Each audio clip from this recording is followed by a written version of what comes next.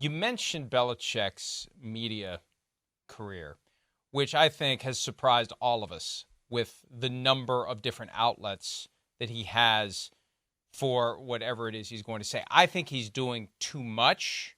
I Mm-hmm. think the goal is to lay the foundation to have a fan base want him next year when he'll be 73. And we saw what happened this year. 7 non-Patriots openings, 1 interview, no offer. There was some reporting on Sunday that he's going to be choosy. I don't know that he's going to have the choice to be choosy. Do you think he will be back next year? And if so, where do you think he'll be? I would put the likelihood. I mean, tell me where it is and tell me what happens. I kind of expected this. We started conversing in our market probably in November. How many teams would be lined up? And I said, there won't be many. There won't be many teams that are looking to have a 72-year-old coach come in who's going to cost $25 million a year, want his entire staff involved, has just ruined a first-round quarterback, swung and missed desperately in free agency in 2021, has drafted poorly for the better part of a decade. Teams aren't going to line up for that. And in the end, they didn't. And I said in January, before there was the parting of the ways, Bill should go and bounce his grandchildren on his knee for a year, show people who he is on television, give a buff and shine to his reputation, and then see what's out there. And I think that these myriad opportunities might be so satisfying to him, rewarding for him, and the dearth of job opportunities, he might never come back, Mike. And I'm sure that this is not eye-opening to you. Bill Cowher never came back. There's a lot of guys who would have liked to have come back who never came back. And if Bill doesn't get a, turnkey operation, I don't think he'll come back. Well, and that notion of he's going to be choosy, that gives him a way to save face. If his phone's not ringing when the inevitable job openings come, he can just say, I don't like any of these jobs. I didn't want any of them anyway. I think the one to watch, there's 2 to watch. And it's a little uncomfortable to speculate on whether or not coaches are going to be fired. We know it's going to happen. If the Giants' job comes open, if John Mara cleans house and says, Bill, come home to the place where you've won 2 Super Bowls as defensive coordinator, I feel like that's always been on his radar screen. I remember when there was that dysfunction with Jimmy Garoppolo, Tom Brady, RKK, and Bill. Gary Myers floated the idea that he'd like to go to the Giants. The Giants have always kind of been there. And the other one, too, that you start to hear some wheels turning about, if Buffalo would move on, and there's no reason to think they will, but if they would, hey, there's an opportunity to go in the division with one of the best quarterbacks in football. Yeah, I'll sign up for that. Those are the 2 that would stand out to me. And everywhere else, who knows what he would do. And one of the big factors is, are they going to throw you the keys to the car? And do you have enough there that you don't need 5 years to go out and completely rebuild the roster? Yeah, to me, Philadelphia is the most intriguing. Now we're talking about a team that was in the Super Bowl and should have won the Super Bowl just two seasons ago. Last season was in a playoff team. But when you look at the opportunity to be in the NFC East, where he's comfortable, be on the East Coast, where he's comfortable, and work with a GM in Howie Roseman, who he has a ton of respect for, and an owner in Jeffrey Lurie, who I think would be the kind of owner he would get along well with.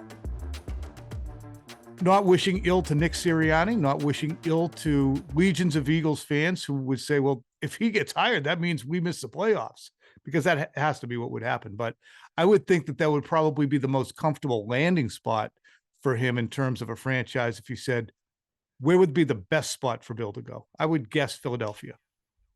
But even Here's Washington, didn't want him, Bill, last year. But there were some in the organization that did. The problem is his approach didn't fit with what they were trying to put together. And the concern is we can't just hire him to be a coach. I think Josh Harris was interested in him as a coach.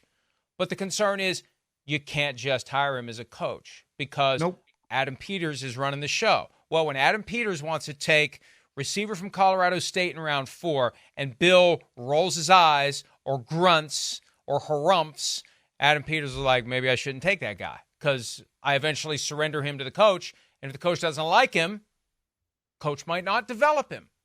Coach might try to prove that he was right and that I was wrong. It's just a dynamic you don't want, especially when you have new ownership. If you knew you were getting the game day coach and none of the other stuff, you rush to hire Bill Belichick. And here's my take on the Eagles and the Cowboys as well. Because, hell, Jerry Jones came out and said how much he likes Bill Belichick. And when you look at the press conferences, anytime the Patriots are going to play the Cowboys, Bill goes on and on and on about Jerry and Stephen Jones.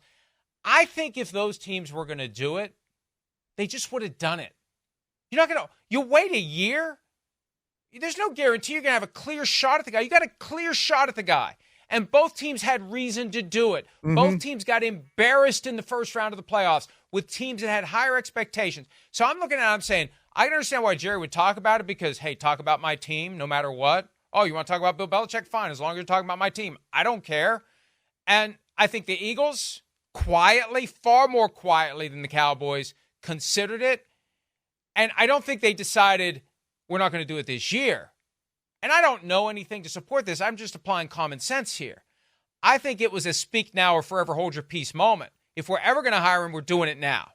And if we don't hire him now, we're never going to hire him. Yeah. And it's funny because there's still the DNA within that franchise from the 2017 Super Bowl and the post period in which so many players would say, hey, this, you can have fun and win. Chris Long, even having been a former Patriot, confirmed, I think it was Lane Johnson's comment, but I would wonder what the reaction in the locker room would be. Yes, he's a Hall of Fame coach. He's got 6 rings, but we played against him. We put up 41 on a defense, and Tom Brady threw for 500 yards, and they still couldn't beat us. Why? Because they put a starting cornerback on the bench for the entire day. For what reason, no one knows. I mean, the Chiefs are right now chasing their 3rd Super Bowl win in a row. The Patriots should have won in 16, 17, and 18. That Malcolm Butler Super Bowl stuck in the middle kind of gets forgotten how close the Patriots were. They were on the field. All they had to do was put number 21 in the freaking game, and you probably win it. Anyway. Well, it's going to hover over football all year long. We're going to see and hear from Bill Belichick all year long. First, you got to get a fan base that wants him. Second, you got to get an owner that's comfortable hiring him and a structure that can absorb him. And you mentioned that whole locker room dynamic. I think of the other Belichick assistants who go elsewhere and they say we're going to be different than Bill. They don't realize how much they've picked up of his personality by osmosis. And they go in and they start making these changes and they start treating guys the way Bill treats them in New England, and that doesn't go over well. See, that's the problem. You walk into a new locker room with guys who aren't used to that, man, that's going to be a hard sell right out of the gates. They're hypersensitive to what they perceive is going to be the approach. I think that happened in virtually every one of those situations, whether it was McDaniels, whether it was Patricia, whether it was you name it. And that's why it's very easy for Mayo to be the head coach here now because they already know him. Say Mayo had gotten hired in Carolina and people said, oh, he's a Belichick disciple. Well, they'd be hypersensitive to his 2-hour practices. Say, oh, he's real hard ass. Yeah, he's making us practice for 2 hours. Might be smiling at the podium, but he's killing us. Here, they're already used to working in a particular way. And, it's an easy transition to Mayo.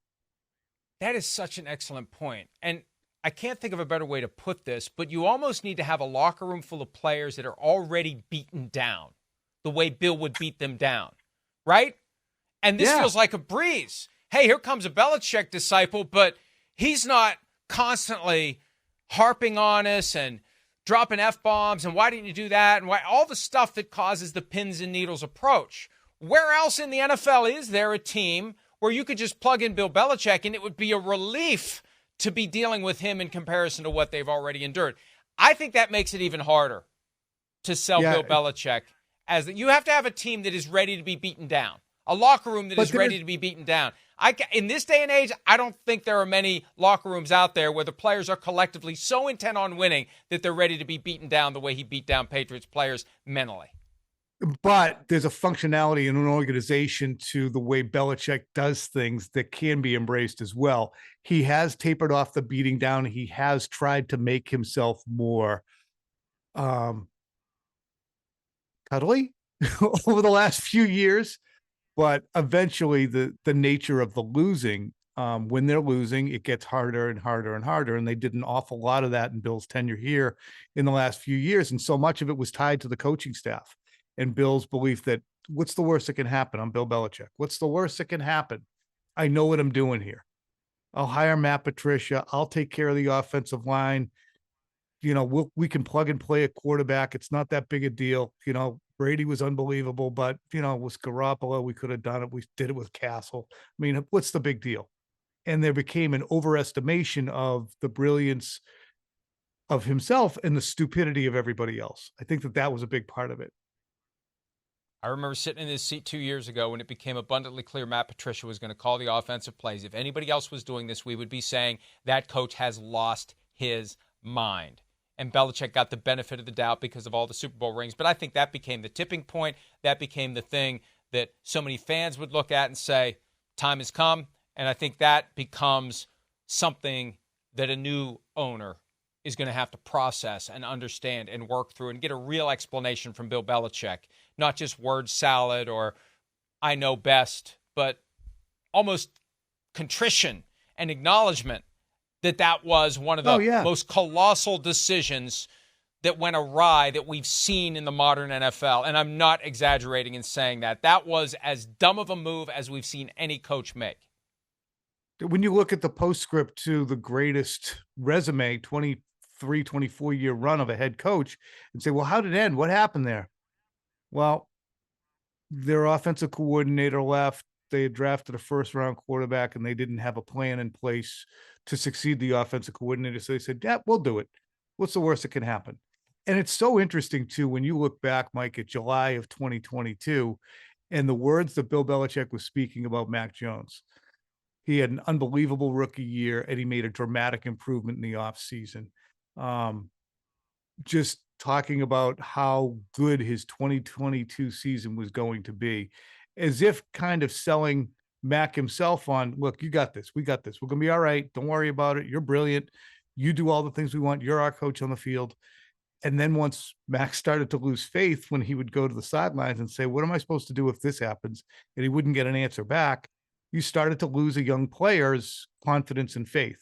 And him having the temerity to feel as if they don't know what they're doing sent Bill over the edge with him. And that to me is, so that's the tipping point, as you said, of why is the greatest coach of all time engaging in 15 different media enterprises right now. It's because he just finally said, yeah, I think I know better than everybody else, and I'm going to do it this way. Hi, it's Mike Florio. Thanks for watching PFT on YouTube. Hit subscribe for the latest news and analysis from Pro Football Talk.